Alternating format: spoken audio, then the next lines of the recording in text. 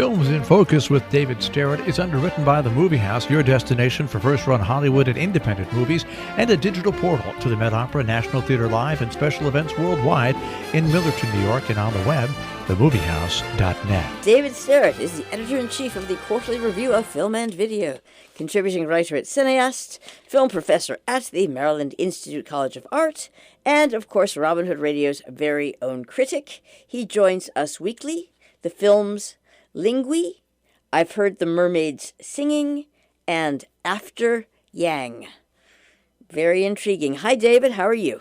Well, good morning, and as is so often the case, I've got 3 movies to talk about today, and they're all pretty good, I have to say. Very interesting movie, although very, very different from one another in all kinds of respects. So the first one I would like to talk about is has a slightly unusual title. It's called Lingui, Lingui, and it's also known as The Sacred Bonds, and which refers to family once we get into the movie itself. But this is a movie which it was produced with resources from quite a number of countries, but it takes place in Chad, the African nation of Chad, and it deals very much with a very important social reality of Chad, which is that according to the movie, and I'm sure it is true, abortion is really, really illegal there and frowned on. It's against the Muslim beliefs of so many of the people there, and it's just against the regular law anyway. And this is a movie that deals very much with the question of abortion. It is about a woman, a very religious woman, who lives with her 15-year-old daughter, whose name is Maria. The mother's name is Amina, and the daughter's name is Maria. And early in the film, Maria reveals to her mother that she is pregnant, and she doesn't want to have this child. She is, after all, only 15, but the school that she goes to has found out that she's pregnant and is going to kick her out because of this. And maybe she can solve that if she manages to get an abortion, and she can certainly solve other problems if she gets an abortion. But abortion, again, is very illegal and very much against the local customs as well as against the law. So this is the problem that our main character, well, 2 main characters, the 15-year-old and her mother, are dealing with. And we basically follow their progress or lack thereof in trying to solve this. And I certainly won't tell how the movie develops or how it plays out, except that it's a wonderfully done human drama. And along the way, help comes for our 2 main characters from a relative who has a much younger daughter, a little girl basically, and her father is insisting that she be circumcised. So this brings up into another issue, which is very much alive in various parts of the world, very much including parts of Africa. The mother, this other mother, wants to save her young girl from the ordeal of undergoing what is euphemistically called circumcision. And so we have them entering into the story as well, and eventually we have these 2 mothers helping each other out, and we get into a couple of related areas of sexual morality in the nation of Chad. But it's mainly not so much a political drama or a legal drama. It's very much a human drama as we follow both of these mothers, but mainly we follow Amina and her daughter Maria in this quest for an abortion. And the big question is to whether she should have an abortion at all. The mother at first is very much against this, but then she comes to sympathize with her daughter's desire for this and so forth. Now, this is a subject which is dealt with in movies from time to time, and I was thinking back to some of the fairly recent movies that have also dealt with abortion in various ways as a political issue and as a social issue. Mike Leigh made a movie way back in the earlier 2000s called Vera Drake, which is that he's a very, very great British filmmaker with a very strong social conscience. And he made this movie about a pioneering abortion provider in England named Vera Drake. A very, very well done movie, very interesting movie. Slightly after that, there was a fascinating Romanian movie called 4 Months, 3 Weeks, and 2 Days, which very much dealt with the subject of abortion in another country where there are very, very strong prohibitions against that. And again, about the search to find an abortion in places where it's practically impossible. And then just recently, a couple of years ago, there was a superb movie called Never, Rarely, Sometimes, Always, which also dealt with this very fraught topic. So even though abortion is very, very controversial in America and is even more controversial in some other parts of the world and less controversial in some parts of the world, it's a subject that gets dealt with periodically in the movies. And I have to say that Lingui, again, also known as The Sacred Bonds, is a very, very sensitive exploration of this topic. But again, it plays mainly out as a very, very warmly done human drama.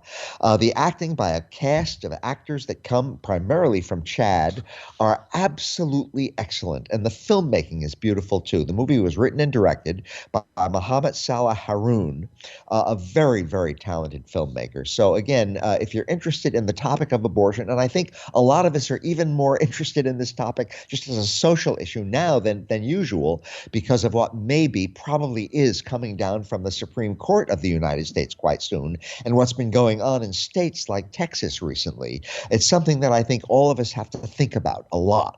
And that's what this movie Lingui does. It thinks about it a lot and presents the very human problems involved with this very fraught social issue. So I really, really recommend it. It's streaming. You can see it pretty easily. And again, it's just a beautifully done human drama. I really hope that it attracts a good American audience. It's also, by the way, pretty rare that a movie from Chad gets into American distribution. So I'm very happy to see that happen. It maybe suggests that we are broadening our movie horizons a bit in the United States. And again, Lingui is a terrific movie if you want to broaden your horizons. Whatever your position about abortion might be, this is a movie that presents the issue in very human terms, along with related issues such as female circumcision in Africa, and does so with beautiful performances in a beautifully written and directed movie. I really, really recommend it very, very highly. Our next movie today, again, as I said before, is very, very different. I've heard the Mermaids singing, and this is a revival of a movie that came out in 1987. Canada has been, this is a Canadian film by a Canadian filmmaker, a very gifted one, Patricia Rozema, and Canada has been restoring and preserving some of its earlier movies and putting them back on the circuit, and I've heard the Mermaids singing is just opening right now on the American scene. And it's another movie like all three of today's movies, which I recommend very strongly. It's a lovely, lovely little film without the fraught political overtones of Lingui, but it's just a beautifully done movie. And it's a little comedy drama that I liked back in 1987. And I looked at it again just recently and I still like it now. So I've heard the Mermaid singing has nothing whatever to do with the T.S. Eliot poem from which those words come. And it doesn't have much to do with mermaids either. It's not about mermaids. It's about a young woman whose name is Polly, played by Sheila McCarthy. And she doesn't really have much of a plan in life. She's just very likable, and she likes art, and she likes to take photographs. And she takes a job at an art gallery run by a woman named Gabrielle, played by Paul Balagion. And working in this, she's a temp secretary is what she is. Very low-level job, but she likes being around the art, and she likes being about around the gallery scene. And she gets to know her employer better and better. And it turns out that her employer is a lesbian who has a girlfriend who comes to visit, and apparently their relationship has not been entirely smooth. And Polly sort of deals with that. She herself has had some boyfriends, and she's not sure how she exactly relates to all of this. And that's basically what this movie is. It's about a young woman who likes art but is not really an artist, and it's about her employer who runs this gallery and who is a painter who is too insecure to even show her work to anybody. And at one point her work gets shown a little bit thanks to the new temp secretary, and that causes some tension around the office. But it's a movie that deals with art. It deals with human relations. It deals with people. But above all, it has a very, very light touch. It's sort of a comedy drama that sometimes is a little bit funny and sometimes is a little bit dramatic, never very heavy and easy department, but just sort of moves along with this delicate touch. It's delicate in all respects, and the acting very much falls into that category as well. It's a hard movie to describe, really, and it keeps you sort of off balance, and it has a very, very interesting sort of open-ended ending, which I like very, very much, that again really keeps you off balance. You're not even sure at one point whether the movie's even ended or not, but it sort of keeps going when you don't expect it to. And I liked all of these aspects of it. So if you're interested in the art scene, And if you're interested in the gallery scene, and if you're interested in the photography scene, and if you're interested in unconventional love affairs and people who are sort of a little bit open about their private lives, but not 100%, about people who maybe want to create art but aren't really secure enough to do so, or maybe aren't secure enough to do so openly, it's about all of those things. But again, it deals with them all in a very, very delicate and light way. So I really liked I've Heard the Mermaids Singing. It's a lovely movie. It's going to be playing here and there in the United States, and I really recommend it. It's just a lovely little movie to seek out from way back in the 80s when things were different in America, things were different in Canada. But this movie, I think, really touches a lot of human chords. I like it a lot, and I hope people go to see it. I've Heard the Mermaids Singing. Once again, nothing to do with T.S. Eliot, nothing to do with mermaids, but a lot to do with sort of whimsicality that maybe that phrase implies. And our final movie today, Jill, is maybe the most ambitious of the three, although, again, it's a movie that is done with a very light touch. It's called After Yang, and it has nothing to do with the recent candidate for the political candidate, Andrew Yang, nothing at all. It deals, in fact, with an android. Whose name is Yang. And the movie very much deals with sort of after Yang in the sense that the very first thing that happens in this movie is that the android, it's a science fiction movie, the android Yang breaks down. And this causes some hardships in the family where Yang is very much a member of the family. And the whole movie is basically about this very small family dealing with various repercussions after their beloved android has broken down. But I'm getting ahead of myself here because I explained the setup for this movie. It takes place in the future. And yes, there are androids around. And we have here, again, a very small family. The father's name is Jake, and he is played wonderfully by Colin Farrell. And his wife's name is Kira, played by Jodie Turner-Smith. And they have a very little daughter named Mika. And Mika is an adopted daughter with Chinese lineage, Chinese ancestry.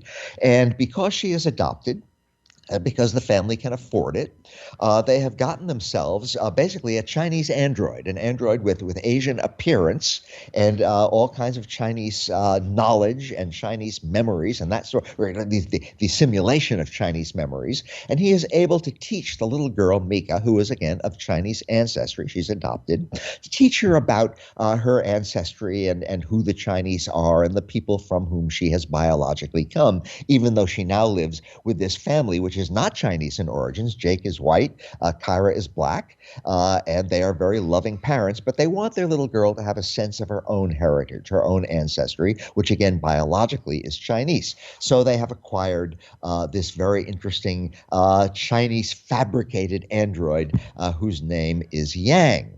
Now, Yang, again, breaks down very early in the movie, and this causes distress to everybody. Little Mika doesn't really understand. What does this mean? When is he going to come back? Are we going to get him back? The thing is that this is a family that is well enough off to be able to afford an android, but they were not well enough off to be able to afford a brand new android. They basically got a refurbished android, refurbished and certified, but hey, turns out that the refurbishment was not all that excellent, and the certification was not all that reliable because, yes, now Yang has broken down. So Jake, the father, goes off to try to get Yang repaired, put back in business, and finds out this is not going to be easy at all.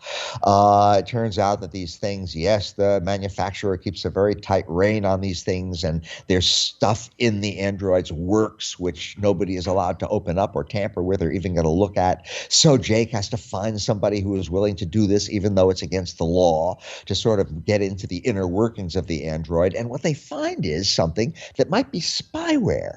Maybe Yang, this lovely, helpful android who was mainly acquired just to help a little girl grow up, maybe he had spyware in him. But then again, it turns out maybe it isn't spyware. Maybe it's some sort of memories that the android has been storing, memories of his own. And androids aren't supposed to have memories. They're not supposed to be fully human in any way. So what is going on here?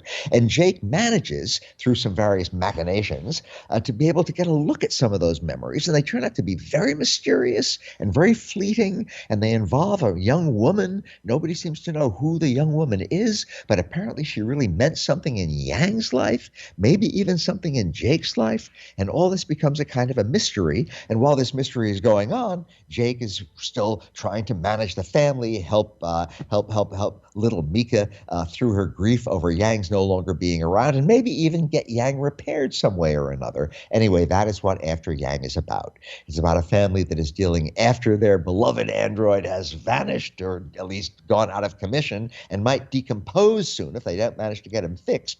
And then a museum enters the story. Well, anyway, all kinds of things happen. Now, the main thing I want to say about After Yang, which, by the way, was directed by the director who is known as Kogo Nada, and this is only his second feature film, but it's a very, very interesting film, is unlike almost every other science fiction on the current scene, and unlike almost any science fiction films I think ever made, it is quiet. Most science fiction films go out of their way to compete in terms of noise and action and spectacle. This is a quiet, intimate little movie, and that's what I love about it. It is so quiet and so delicate and so light that it just keeps you captivated, even though there's nothing spectacular about it. It tells a fantastical story in an unfantastical way, and it drew me in and it held me from beginning to end. So if you want to see a science fiction movie that is unlike almost every other science fiction movie and tells a warm human story that deals with an android, then After Yang is the movie for you. I recommend all three of today's movies, but maybe After Yang the most of all. It's unlike any other science fiction around, totally unlike Dune and all that sort of thing, and I just had a lovely time with it. So a beautiful, delicate little film. Go to it, have a beautiful, delicate little time. You'll enjoy it. And that's my somewhat varied story this week, Jill. For which we thank you very much, David Sterritt. Films in Focus, the films Lingui, I've Heard the Mermaids Singing, and After Yang.